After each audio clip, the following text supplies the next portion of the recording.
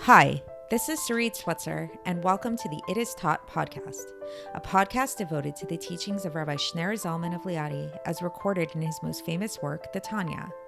My hope for this show is to make these teachings accessible and relatable to the average person, regardless of prior Jewish education or affiliation. The episodes follow the prescribed daily study portions and are meant to serve as practical lessons in how to live your life as your true self and develop an authentic and powerful relationship with your Creator.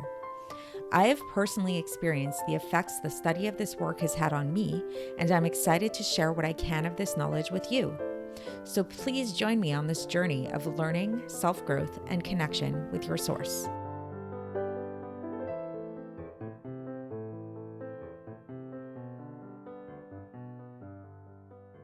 Hi, and welcome to the It Is Taught podcast. This is episode 467 for the 11th of Adar in a regular year.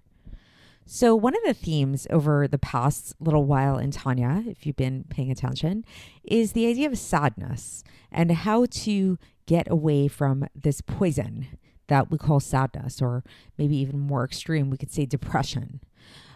So one of the most telltale signs of depression, of sadness, is the feeling of loneliness. A person feels all alone. We find this in the most extreme examples of depression, which is really just so horrendous and so sad to think about. But we find this really in minor forms of sadness or depression as well, that there's one of the biggest characterizing features of sadness is this feeling of loneliness. So today, we're actually going to be discussing how to combat this loneliness, how to get away from this feeling of loneliness, and how to realize that actually, when we really think about it, we're actually never alone. We're always with God. And not just kind of in this way of, how many people think about it, that it's like, here I am living my life and, is God watching me? Is God not watching me? Does he care about what I do? Is he going to punish me? Is he going to reward me? That kind of thing. But actually what we'll learn about today is that our relationship with God and our proximity to God is a lot closer than we realize at first glance. And this is really the beauty of Chassidus, is that Chassidus really brings us on this journey to understanding just how close we are to God, and how really, when it comes down to it, there's actually no separation between us and God.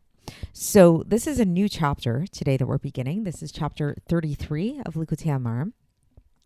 And once again, the theme of this chapter and the way that this chapter is going to begin is how to become happy, is how to move away from sadness, which we've already looked at several different methods that the Alter Rebbe gave for this. How, that one method is to really break down our Yetzer Hara and berate the Yetzer Hara and come to realize and come to somewhat lose our identification with our ego, with our animal soul. Which will eventually help us identify with the godly soul and really have this mission, this very joyful mission to redeem the godly soul from its exile. We spoke about the idea of loving your fellow Jew and how loving your fellow Jew is really so intimately connected with identifying with our godly souls and with the godly souls of our fellow Jews, and thus ultimately with loving God and with feeling this joy in God. So you can go back and listen to the past few episodes to focus on those. And as I mentioned, today we're going to take this other approach about how to come to the state of joy and happiness and move away from that state of sadness and heaviness through really recognizing just how close God is to us. So for context, we're beginning chapter 33 today of Likkutei Amarim. And the Alter Rebbe indeed begins, and he says, now here's another way that we can come to this joy, of this true joy, this authentic joy of the soul, specifically at those times when a person really needs to purify their soul and to illuminate it with this joy in the heart. So the way to do this is to visualize in one's mind and in one's power of comprehension the concept of God's unity, true unity. So what does this mean, God's unity? So we say God is one, right? There's only one God. There's not two gods or whatever. But Chassidus takes this a lot deeper, is that when we say that God is unified, God is one, what we're really saying is that God fills all of the worlds, the higher worlds and the lower worlds. And even this world, this very coarse world that we live in, this physical reality, God is here too. Not only is God here, God fills this entire world. And in fact, in comparison to God, nothing has any true existence of its own at all. God is the only true reality, whether we're talking about the supernal worlds or the lower worlds. And God is unchanging. God is the same God as he was before the 6 days of creation and after the 6 days of creation. And right here in this earth where God created the worlds, then God totally fills this world, even now, without any changes at all. And all of God's creatures are all totally nullified to him, completely nullified to him. So yes, there was a creation of the world that happened, but yet those creations are all nullified to him. So how is this possible? Like, what? This sounds very paradoxical. On the one hand, we're saying that there's God and then there's his creation. On the other hand, we're saying that God's creations are totally nullified to him. So how can we understand this? So the Alter Rebbe is going to give us an analogy. He's going to give us the analogy of speech and thought. And if this analogy sounds familiar, it's because we had already spoken about this in chapters 20 and 21 at length. So it's a little bit of a review here of this idea. But now let's think about this. So our speech and our thought. So they're made up of letters, as we've already described previously. Anytime you think something, anytime you speak something out loud, it's like there's words that are forming the articulations of your thought or speech that are made up of letters, various combinations of letters. But where is this speech and thought coming from? It's coming from a deeper place. It's coming from your soul, which your soul is pre-verbal. It's beyond letters. It's made up of 10 aspects, the 10 spheros, the chesed, chokhmah, bina, das, chesed, gvura, tiferet, netzach, chod, yesod, and malchus. But it's not yet. It hasn't yet been formed. These desires that you have for the specific thing that you want to talk about or that you want to think about has not yet formulated into letters yet. And thus, when you think about it, when you think about the letters of speech or the letters of thought, those letters of speech or thought are really nullified to your soul, because that's really the origin of where they're all coming from. Another analogy that the Alter Rebbe gives, again, a very famous analogy and throughout Chassidus, is the radiance and the light of the sun. In its source. So what's the source of the radiance and the light of the sun is the sun itself. So if you were to shine a ray of sunlight into the sun, right? It's like, it's not a possible experiment, but if you could imagine such an experiment, the radiance, the ray of sunlight would be totally nullified within the sun, because what is this ray of sunlight? The ray of sunlight is the manifestation of the sun. It's the way that we see the sun here in the world, the way that it manifests here in the world. But when we revert it back to its source, it becomes totally nullified. And so this analogy, this idea of the nullification in its source, this is really our world. Our world is nullified in the source, which is God, because God is the source of our world. And thus, just like you shine the radiance of the sunlight into the sun, the ray of the sun is still there within the sun. It's just totally nullified to it. So to here, our true existence, as is explained in that section of the Tanya that we mentioned, chapters 20 and 21, and it's spoken about elsewhere in Tanya as well and throughout Chassidus, our true existence, the existence of the world, is totally nullified within its source. That we don't experience it as such, but that's the reality. And now the Alter Rebbe goes on, and this is where he brings in this idea of joy and happiness, is that when a person really contemplates this idea, when a person really thinks about this, when a person really, takes these ideas to heart, really takes the time to meditate upon these ideas, this is going to lead them to experience a great feeling of joy in their heart and in their soul through this faith in God and the omnipresence of God, to the point, such a great experience of joy will be experienced here that this is going to lead a person to want to rejoice and sing with all his heart, soul, and might. Because this faith is really great. Because this is basically telling us, like, when a person realizes this is where the loneliness idea comes in. This means that they're actually very close to God. God is not some far off distant like grandfather up in the clouds looking down on us. God is right here with us, within us. We are not separate from God at all. And coming to this realization is actually the whole entire point and purpose of our creation. And not only the creation of man, but the creation of the entire world, to come to this realization, to make this world into a dwelling place for God. And this is going to be explained further at length, further in the Tanya. We're coming up to it in chapter 36. Is really going to get into this whole idea of the purpose of reality, the meaning of life, so to speak. And so basically, so when a person recognizes this, it's like they achieve this level of consciousness, which is, this is the level of consciousness that you were created for, to realize that God is right here, that there's nothing separate from God.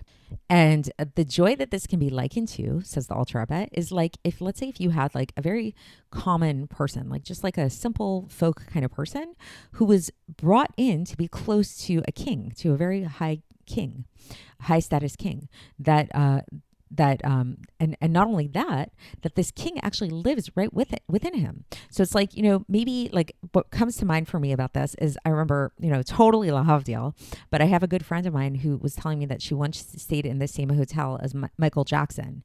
So you can imagine, big celebrity, very famous, whether you're a Michael Jackson fan or not, but just imagine that it's like, here you are, you're on your family vacation, you're having a nice time, whatever. But then imagine all of a sudden, how much greater does your vacation become just by the knowledge that Michael Jackson is staying in the same hotel as you. That's, like everybody gets so excited about that. Like, oh, I once ate in a restaurant. I think I have another podcast episode actually about me where I once ate in a restaurant where Jackie Mason walked in. Like, very exciting, right?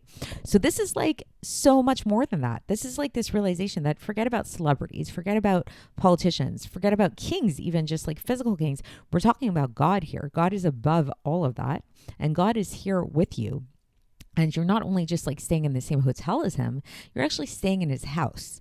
And this is really a very incredible realization.